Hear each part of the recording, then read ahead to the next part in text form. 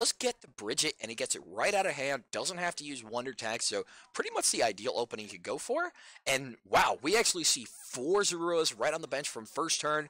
Roadblock Sudowoodo already in the active, limiting Mahone. So Austin Ellis says, I'm going to be going all out here. He's going to be using Zoroark GX, the other Zoroark that's be able to have Mind Jack, and of course he's even got the Zoroark that's able to copy of the text we mentioned as well. Right, and it's really important for Austin to have so many Zeros out right now because he needs to be aggressive in this matchup because Andrew Mahone's playing an all-fighting deck, Austin's playing a mostly dark deck with a couple extra spicy techs here and there, spicy inclusions, and so dark decks are weak to fighting, which is everything Andrew's playing, so naturally Austin's like, well, you know what, I might be weak, but that might not be a problem because as long as I get knockouts on what I need, as long as I draw prizes quickly, I can still win this. And I draw cards faster than Andrew does, and I'm getting more things thanks to the trade ability.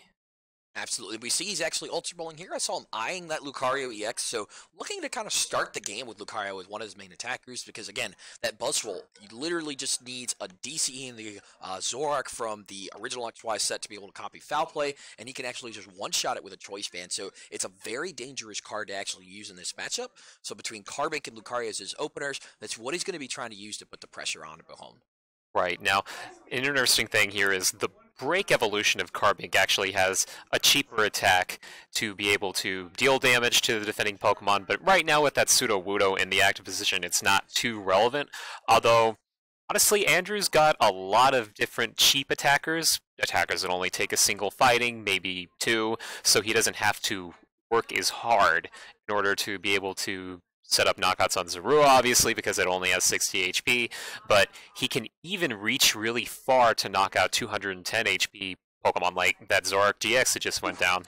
Yeah, we see actually double Zoroark GX coming down from Austin right there. A trade going off immediately, putting Ranger in the discard pile, a card that's going to be absolutely useless in this matchup. So it's always really good to see that some of those clunkier cards that you're not going to want, hitting the discard pile early so you don't have to find them again later. A Hex Maniac following up afterwards as part of his trade fodder as well. So two supporters that are relatively useless in this matchup that he's gotten to be able to dump already. Right, although one thing to remember as far as the Hex Maniac goes is that it might not necessarily be too useless in this matchup for Austin because Andrew, like Austin, they're both playing Sudowoodo. Austin putting his into play is more mandatory because he started with it.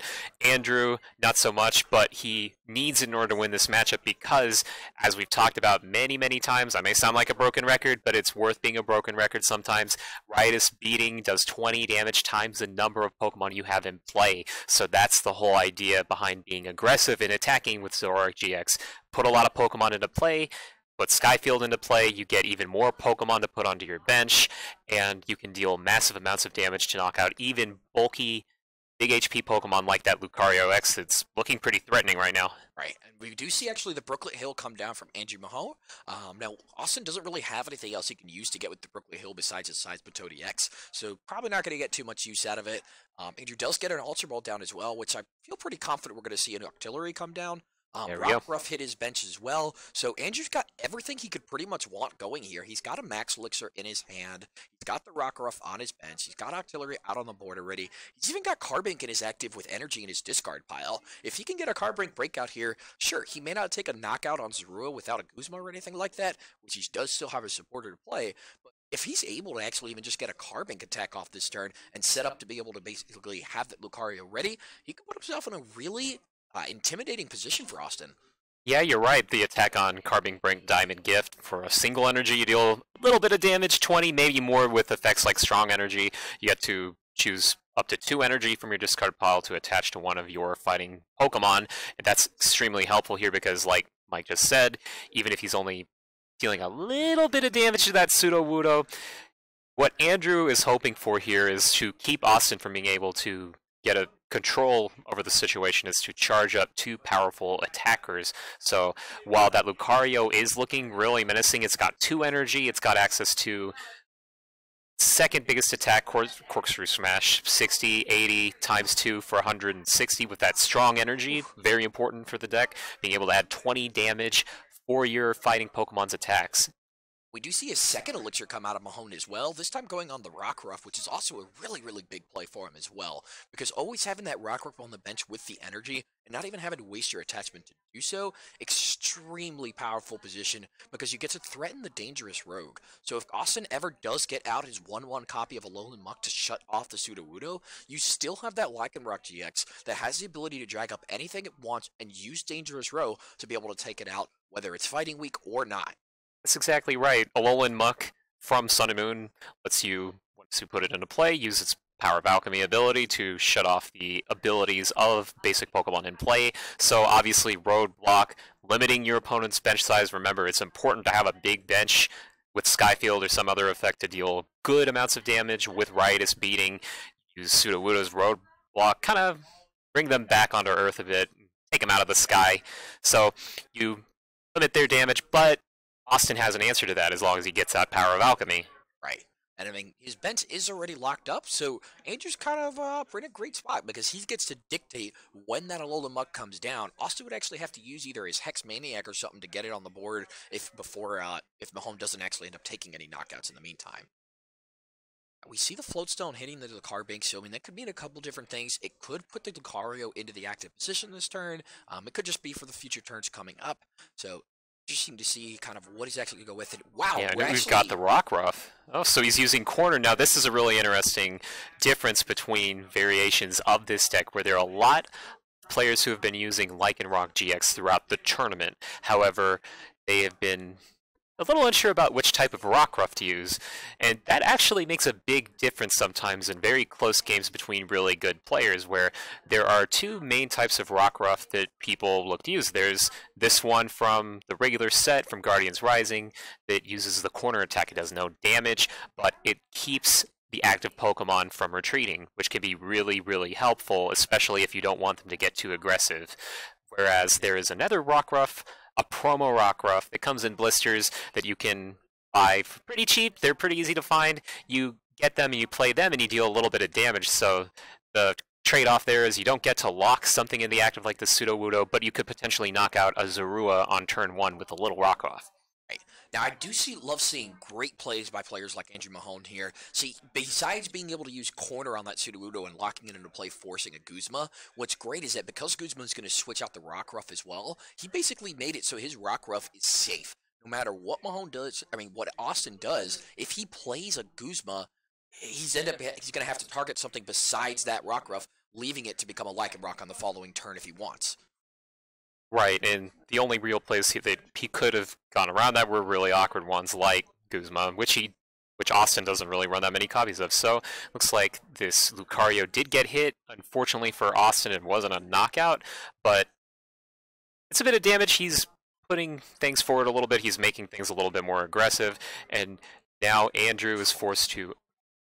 Let's see, what do we got here? So we got another Max Elixir? Yes, we just had another Max Elixir on that Rock Ruff. If Andrew's able to even attach a third energy onto this Lucario, take a knockout on the Zoroark, while having that Rock Ruff sitting on the bench threatening the knockout with Dangerous Rogue as well, he's going to put himself in a really commanding position to start this game.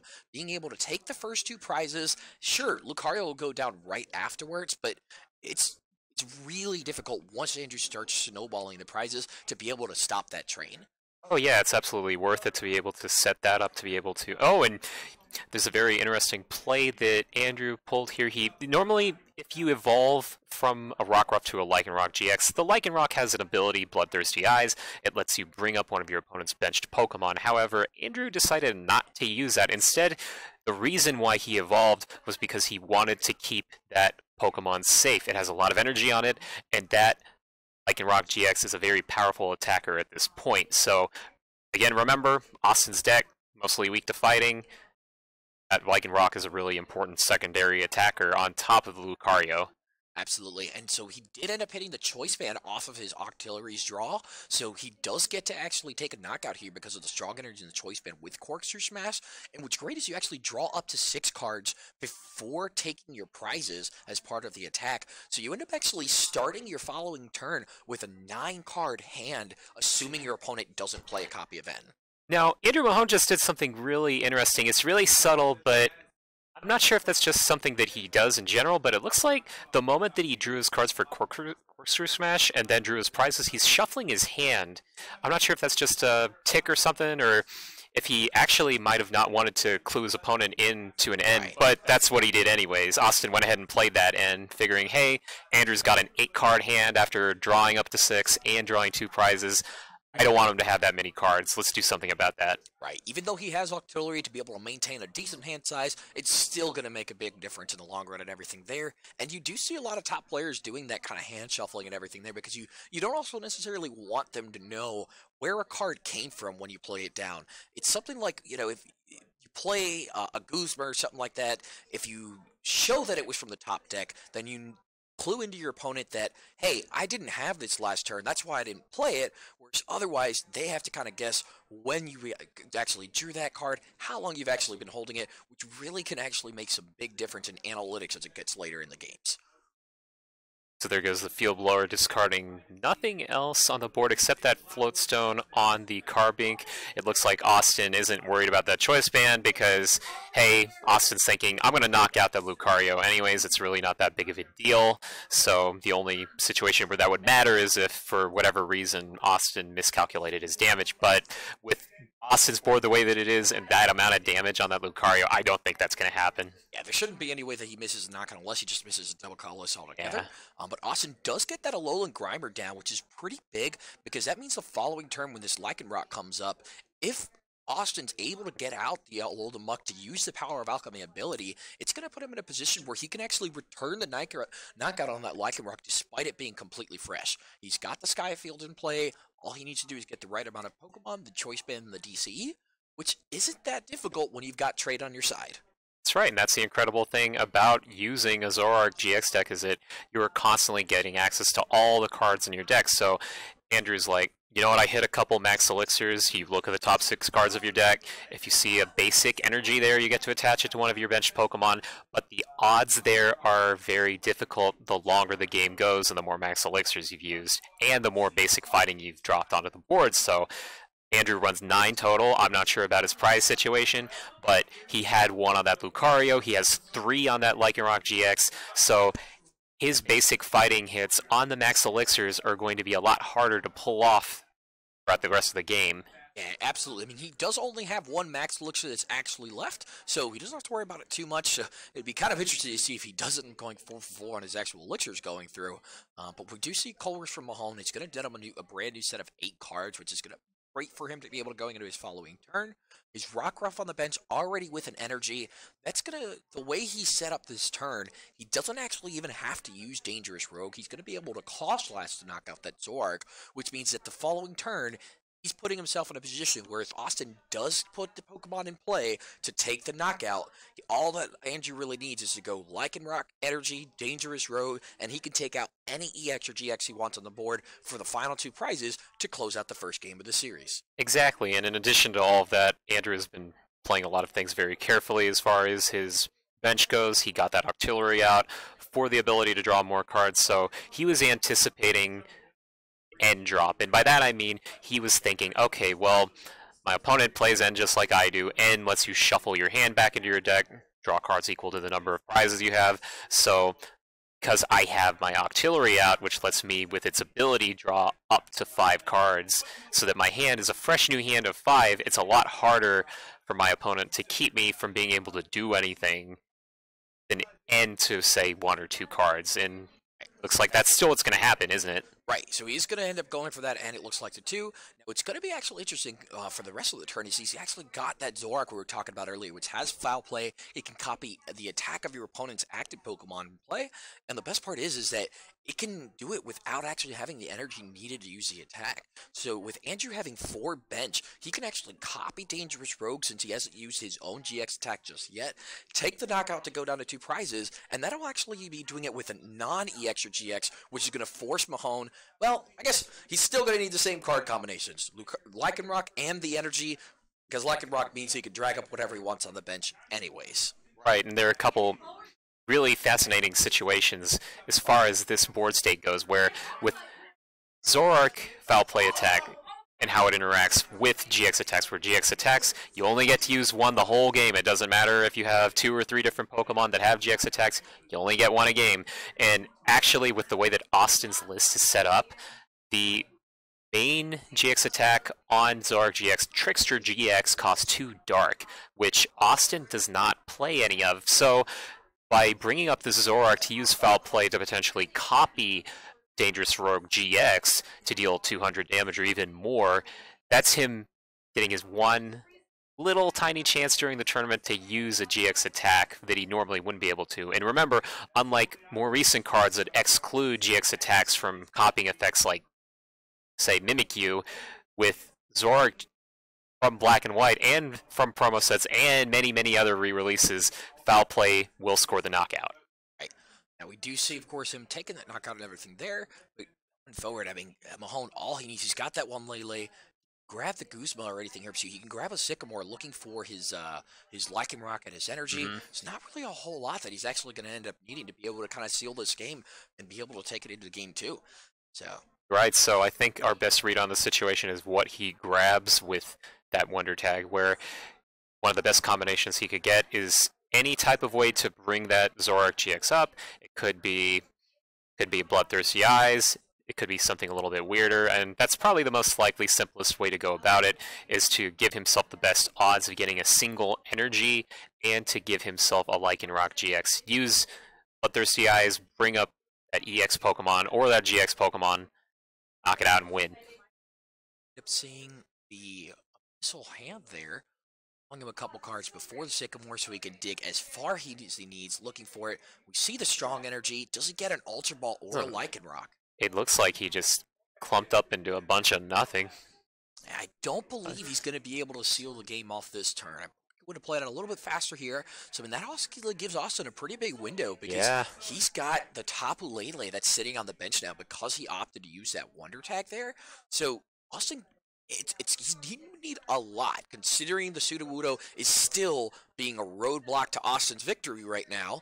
It's going to need all the Alolan Muck. You're going to need all the bench Pokemon. You're going to need a Guzma. There'd be a lot of cards you'd actually have to. That's right, and the roadblock is actually blocking multiple paths to victory right now because with that Sudowoodo sitting there, a lot of the normal steps that Austin would like to take, say if he had the Alolan Muck, he would also need a way to fetch it out. So he runs a thin Alolan Muck line. When you only run one Grimer, one Muck, it's a lot harder to get things out. But it looks like, as far as Mahone's end, I think he's going to actually go for a corner.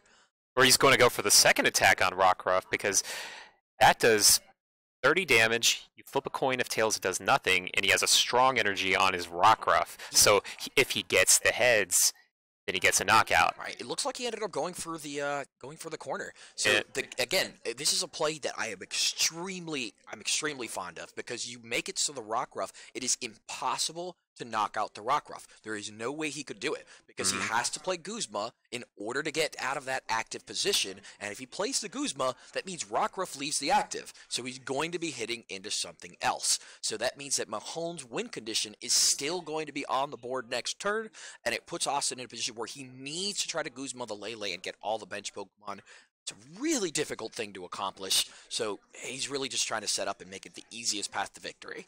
And one of the cons about evolving that Zorua into anything other than a Zoroark GX is that Austin is going to see fewer cards. So he needs to get more cards off of the very few times that he actually uses trade, which is, as you can see right now, only once. So basically what he's going to be hoping for here is, as Mike said, some way to shut off that roadblock, the Alolan Muck sitting in his hand. But he also needs to combine everything else in his hand perfectly. It's what players call sequencing. And see, it looks like he attempted to foul play the damaging attack on Rockruff and failed. Right. So I mean, so he didn't have the knockout that last turn. Right. So he is sitting on the old Muck. I think he decided to hold it knowing that he needed to potentially play a basic next turn to get out of this situation. So. Ooh. Yeah. I don't blame Andrew for wanting to save a little bit of time by shuffling fast, but you got to be careful when you're shuffling so that you don't send a card off the table. But at any rate, he was able to get everything he needed. He was able to set up, take this game, no problem. Yep, so we're going to see Andrew Mahone taking game one just pretty decisively there. You know, it was close in the terms of prize trades, but even though the prizes were close, it still just felt like Andrew was on the edge, and he was the one that had the advantage for pretty much the entire game. Would you agree? Yeah, I would say so. It was definitely a lot closer than people would suspect, especially because, I mean, normal logic would suggest that, you know what, a fighting deck versus a dark deck, no brainer, right? But it actually is kind of a brainer because you have to be very careful in how you manage your bench. You have to be very careful in where you place your energy, retrieved from Max Elixir, because Zoroark GX finds a way to chain a whole bunch of cards really quickly, chain ways to shut off abilities, shut off all sorts of other effects, even shut off items at times with the single copy of Seismitoad EX, which I don't know how relevant it's going to be in this matchup, but I mean, I highly doubt that it'll actually do something. I don't think that Quaking Punch and Item Lock can make too big of a difference, but No, I don't really think it'll come into play too much. I know Mahone was talking about how he didn't want to play against a Seismitoad deck because he didn't want to be limited on his items the entire game, but realistically, a single copy of Seismitoad shouldn't really do a whole lot. The one thing he was saying that he could kind of see a Zoroark player doing every once in a while was if Austin is setting up behind the Seismitoad, it limits Mahone from being able to play Max Elixir, so he's forced to kind of try to go into the Carbink route and set up his board that way, which makes it take a little bit of a longer process, gives Austin more time to get his Power of Alchemy going, and whatever else he actually needs to get on his board state. right. And so it looks like we have a mulligan from Austin. So Andrew's like, okay, this is great. I have lots and lots of ways to potentially score a knockout on my opponent on the first turn, and I get an extra card. So the odds of that just went up a little bit more. And I think I even saw a computer search on Andrew's hand, and you know when you see computer search that hand's gonna be live in some way. That's right. And what Mike says when talking about live hands versus dead hands, that's really significant because you need a way to draw more cards. You need a way to be able to set up your hand. So when players do talk about, oh, my hand's dead, oh, I can't draw anything, that means that they're basically just relying off of the top card of their deck. But advanced players like Andrew and Austin, they have the ability to use cards, to sequence cards well, so that they can get more cards. So by playing things like Bridget to get more basics out, by playing ways to get Octillery into play, you're drawing more cards, you're doing more things. That's a live hand. That's actually the ability to do something with what you have. So speaking of being able to do something with what they have, it looks like Austin's got a couple basics, and one of them's pretty important. Yep, he does actually have that Alolan Grimer right from the beginning. He does also even have the Sudowoodo. Now, I'm not 100% sure, but I want to say that Alolan Grimer is weak to fighting. Yeah, because take a look at it just to make sure. Always a good idea just to double check. It is dark. I think it should be fighting week 2. Go ahead and We'll double check to be safe. just to make sure. Because that's going to put him in an interesting position that he chose to open with the Grimer instead of the Sudowoodo if it is weak to fighting, just because it gives him more ways of taking that first turn knockout with Lucario, Buzzwole, and the like. And yes, it is weak to fighting, and I've confirmed that just to make sure. Does have a little bit more health, though, than a Zorua, so it's not like he's just able to do it with a fighting. He does actually need a strong because it is an 80 hit point basic. A little bit tankier. Exactly. And when it comes to the little decisions that you make, we talked about that the last game where Andrew could have chosen to play a different type of Rockruff that has different advantages. It does damage more easily, but you don't get that corner effect.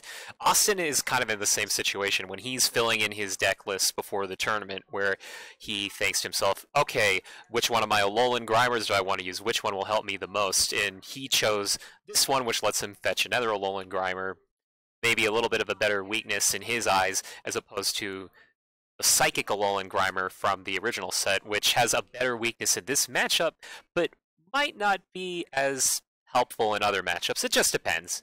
Right, so you got to kind of pick your poison in those things. You got to know, and I'm sure each one is going to always have its pros and cons here and there. Both players having a decent start. Austin having that turn 1 Bridget, just like you would hope for. He did have to use Wonder Tag from Tapu Lele's ability to be able to go grab the Bridget, so he wasn't able to play it right from hand this time. But he did actually end up only grabbing, I believe, 2 Zeruas. He didn't end up even going for a third Pokemon. He wanted to leave an extra bench spot for something on the following turn. Whereas Mahone's followed up with an N, Floatstone, and an Energy on his Rockruff, looking for probably a couple more basics because, actually, if he doesn't find another basic, this could mean that, wow, Austin And Ellis there's a Zoroark. There's a Zoroark GX, so he just needs... Oh, and he might even have it in hand right now, and if he doesn't, then he might only be a card or two away from it, because all he needs is that double colorless energy on the Zoroark GX and some sort of way to retreat that stand-in Zoroark from Breakthrough. So if he has the Float Stone, then he will be able to potentially play it on that Zoroark, use the stand-in ability, switch out that Alolan Grimer into the Zoroark from Breakthrough, switch it out, bring up the Zoroark GX, and win. So it looks like Austin is going to be digging for a lot of cards. And Mahone actually has quite a few outside basics. I mean, he's got 10 basics in his deck as it is. He's got the 3 copies of Brooklet Hill and the Ultra Ball, so you don't really expect to see this play too often. And we've got the double Puzzle of Time, so he's able to get 2 cards back from his discard pile, put them into his hand by playing 2 at the same time. So it looks like Austin's going to increase his odds here a little bit. He's not quite there, because otherwise what you'd see from players in this situation is they are like, I have exactly what I need, I'll just show it to my opponent, on to game 3. But it looks like Austin is at least digging for the last card that he needs, which is a Floatstone. Right. He's got the double colors in hand. Interesting enough to see him actually discard that Alolan Muck with the Ultra Ball there, which means he's really committing to this first turn victory. He feels confident that his deck is going to be able to find the Floatstone that he needs between the Shaman setting up, between the trade that he already has online, and the supporter that he has not played yet. So he's definitely feeling confident about that, because otherwise, he's actually, I believe, already even got his Rescue Stretcher in the discard pile, so he's going to have a little bit of a harder time finding that Alolan Muck again if he ends up actually needing it. It looks like he hasn't found it yet, so remember, there is risk and reward in a lot of situations when you're playing a math-based game, and in this situation, since you obviously see Austin searching for another basic, it looks like he is not quite there, although with the Chorus, he might be able to get that Floatstone. He runs 2 copies, so as long as there aren't any prized in his prize cards, his 6 prize cards at the bottom of your screen, then he might be able to pull this off. It's been a lot of work, though. Right, he's got the 2 Floatstone, he's got Computer Search, those are really the only 2 cards he can be looking for. I don't believe he doesn't have another Shaman, so whatever he gets off this is going to be the card. Oh, and he's got the Computer Search! So as long as he didn't prize double Floatstone, that's going to be game 2 for Austin Ellis, and they're going to be going into a game 3 right away. There it is! Yep, and there it is. And he's got the game. Now, one little tiny detail I want to note about Andrew's reaction to it was he was very patient. He did not concede the moment he saw the Computer Search. Right. The way that a lot of you who might play this game a lot thought was, oh, there's a Computer Search, it can get anything. He'll get the Floatstone. I lose, on to game 3. But Andrew was patient, and that was a very smart approach because he didn't know A, how many Floatstone, if any, Austin runs, and B, he didn't know if they were actually there in the deck or not. So there was a small, unlikely chance that they both might have been prized. So it's always good to take things step by step. You've seen this happen a lot through the tournament where people take shortcuts when they're trying to save time, but it's also important in crucial moments to be very methodical and to be very procedural, where you have to watch and see cards be played down before you overreact. Absolutely. You need to be very careful, especially when you get to these top level plays, because you never know. Any kind of situation can happen. I mean, it wasn't the most likely thing for Andrew to have happened to Low Basic in the first place, so who says that that Austin couldn't have prized the double Floatstone? I mean, we are going to see both players get their fresh 7. You know, Mahone opting to be able the first one to play. Looks like VGC's having a good time over there, so they may have just concluded with their finals. We've got a Tapu Lele start, I believe, is from Austin. Was that correct? I think so. And actually, you know, speaking of finals, I heard some results not too long ago about the senior and the junior divisions. The 10 and under age group, the 10 years or younger, as well as the 11 through 14 age group, otherwise known as the seniors. And the senior age division, Whale Lord is victorious, and in the junior division, Night March is victorious. Right. It's always interesting to see different decks being able to win different divisions, not completely dominated by one. So now, as long as, if Whale Lord or Night March aren't the one to take the Masters division, see what 3 decks we'll have as the finals. That's right, and Whale Lord hasn't had a particularly hot day in day 2 of the Masters tournament, so other decks like Andrews, Buzzwole, Lycanroc have had a chance to shine. Right. So Mahone, he does get the Brooklet Hill already on his first turn. So game 3 are already going a lot better than the last one did. Already got a couple Pokemon in play, so he doesn't really have to worry about that same situation of getting docked again. Going through his deck right now to figure out what he wants to grab from that Brooklet.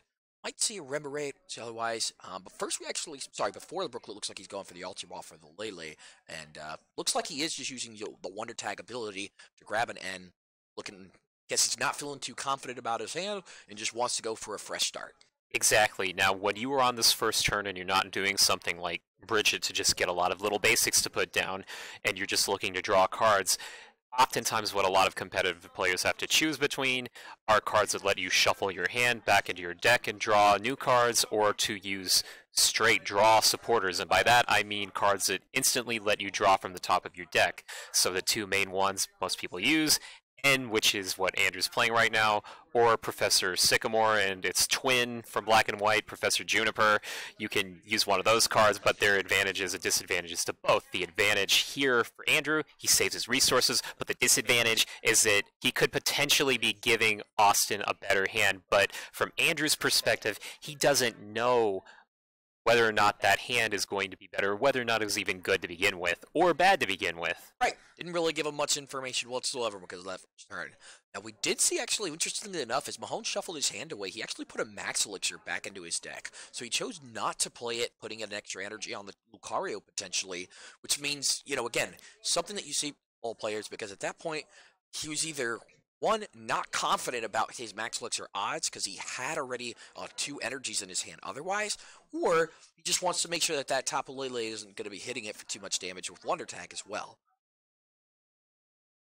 And so right now Austin is trying to get something going here, but if you're going to start with the lone basic, Tapu Lele isn't too bad. You generally prefer to save those later on into the game when you're trying to desperately dig for a Wonder Tag, trying to hunt down a Wonder Tag in order to be able to give yourself better chances of whatever clutch supporter you need to win the game. But actually, it's not too bad to have that in the active position. Is a bulky Pokemon with 170 HP. Lucario EX is not doing that much damage, so Andrew is forced to do something a little bit different. He can't quite easily get that many prizes that soon. Right. No, I mean, and I really don't mind opening the Tapu Lele in this matchup, though. I actually really feel comfortable with that play. Something that I love to see from the Zoroark player in this matchup. This is an illegal play. He's bridgeting for 2 Zorua. My gosh. I'm okay. Yeah, better safe than sorry. There's a lot we've got to be catching up here today, so it's pretty natural for that to go through. But that's right. Saying, I really love to see the Zoroark player make use of their Tapu Leles in this matchup. And there goes down the Shaman for a new hand. So it's the only real attacker in their deck that they have that doesn't have that fighting weakness that can actually have some good damage output. Wonder Tag is always going to be, it should always be setting up 2 shots, especially when combined with choice bands and things of the like. So Austin being able to kind of open with that, forcing Andrew to use things like his Bloodthirsty Eyes, like a Guzma, to be able to try to take knockouts on his Zoroark if he wants to try to pick them off. You may be a little confused why he could potentially be dealing damage to this Carbink this turn with a GX Pokemon. One important thing to note about cards before Sun and Moon is that EXs, which are more or less similar to what GXs are, they came out before GXs, so there are a lot of rules that apply. There are a lot of special cards that apply only to EXs, and so as a result, this Safeguard ability, which is very good against EX Pokemon, is not so good against GX Pokemon. It does nothing. Yeah. Interesting that we are going to be seeing the side coming into play when he's still got that Carbink out. Roadblock does come down for Andrew Mahone, so it is going to be limiting Austin's bench. He did get the benefit of using that Shaman last turn before Roadblock came down, so he did get to discard it right off, so Mahone does not have that easy picking for him later. Not as relevant in this matchup, just because there's usually a Zoroark GX that's, funny enough, almost as easy to kill as a Shaman, is knock out as a Shaman sometimes, just because of that fighting weakness. It's kind of incredible. Right, and it seems like with Andrew's board right now, as long as he has some way to bring up on those Zoruas, that could be an option. Another option might be to put a little bit of damage on this Tapu Lele, but it's not quite as attractive of a choice because Tapu Lele is dealing decent damage right now. It could be even more. Energy Drive, as you can see on the screen right now, lets you deal 20 times the number of energy attached to both active Pokemon that can add up very quickly, but it's not nearly as big of a threat as Riotous Beating, which is, as you all know, is the heart of the Zoroark GX deck. Right. Andrew Mahone does opt to play Computer Search, getting a Colress. His hand doesn't really have any other supporters to play. He's just got chock full of energy here, so he does want to be able to look for something so that way he can try to actually put some damage on the board this turn. Otherwise, he's just going to be kind of a sitting duck. I do like the fact that, the card bank isn't even really in the two-shot range just yet because he hasn't attached his own energy. He's making Austin he's going to force Austin to put a second DC on that Tapu Lele if he wants to use Energy Drive for the knockout. He does end up going through after the Colors for 8. See kind of what he's able to get out of his arsenal. That Rockruff has been on the bench, so because of Max Elixir, there's still definitely plenty of chances for Andrew to still be able to take a knockout on that Zorua. If he's able to get Bloodthirsty Eyes off, and there it goes, the yeah. Bloodthirsty Eyes, so he doesn't even need the Guzma to do anything special. He can get that knockout on the Zorua this turn if he wants with that Missile Jab on Lucario EX. However, he might want to take a different approach. He might want to perhaps deal a little bit of damage with a non-EX, non-GX Pokemon. But let's give him the chance and the space to figure out this play. There are advantages and disadvantages to bringing up the Lucario. He could potentially use Corkscrew Smash with a bunch of extra damage, especially since it looks like he's got a thinner hand than he would like. He might be able to draw a new one. So he does not actually have the Octillery on board this game, so right. He's still kind of susceptible to an end. So if he does put a lot of early aggression before Octillery comes out, then Austin could really take advantage of that and really try to keep his hand small with an end. And so by going with that aggressive play, even though Andrew only drew a single extra card, he's putting himself in a better position by drawing that extra card. That's one more resource that he didn't have, and that prize. So you see a puzzle time looking at the top 3 for Austin, which makes you feel already that his hand's definitely not going to be the best as it could be. I know he's got a Zoroark GX in there, so he's going to be able to choose what 2 cards he finds theoretically with this first trade. So he's shuffling them around. I think he's going to go with the Zoroark and the Ultra Ball on top. I think he's really debating on if he wants that Sudowoodo for Roadblock there. So there goes down the second Zoroark, or is that with the glare on the front? That's Tapu Lele in the active, isn't it? Right. So that's only one Zoroark GX. That means he is drawing half as many resources as he would like to because, again, that Zorua got knocked out last turn. That means one less Zoroark. Life's a lot harder for Austin. Right, and right now Austin doesn't have the Alolan Grimer down either, and Roadblock is already in play, which is making things really difficult for him. So Austin only has the ability to play down one Zorua at a time if he chooses to, so Andrew could actually just keep on Gooseberrying over and over again to make sure he never gets that position where he's able to have 2 Zorks at a time. But he's in such a bad spot right now that he actually had to put a third Tapu Lele onto the field, which is going to limit him to just one Zoroark GX. It's going to be a little bit tough for him at this point, especially, we're going to have to see some sort of play, Hex or something. Or as the case might be going for a Quaking Punch to try to slow Andrew down, try to keep him from advancing as quickly, where there are a lot of valuable cards that get shut off. There's Max Elixir that Andrew won't be able to use under the Quaking Punch lock, 30 damage, and your opponent can't play any items until the next turn. So Austin right now is hoping that he can either find some way to shut off the ability, say with Hex Maniac, or maybe knock out that Sudowoodo. That's far less likely, though. So for the time being, it looks like we might be seeing a Quaking Punch in the next turn. Right. Mahone does play one copy of Rescue Stretcher, so it'd be really unfortunate from Austin's side to be able to go for the Guzma on that Sudowoodo, take it out, and then just see Mahone actually Rescue Stretcher. Oh, there's a Guzma right just right there, so... Ooh, so that Zoroark is actually going to be going down this turn if wow. he's be able to get the last cards he needs. So that's going to be the Lycan Rock that he actually brought up, so he's going to be able to use Dangerous Rogue to take this knockout. That means Austin has no way to have a Zoroark GX on the following turn.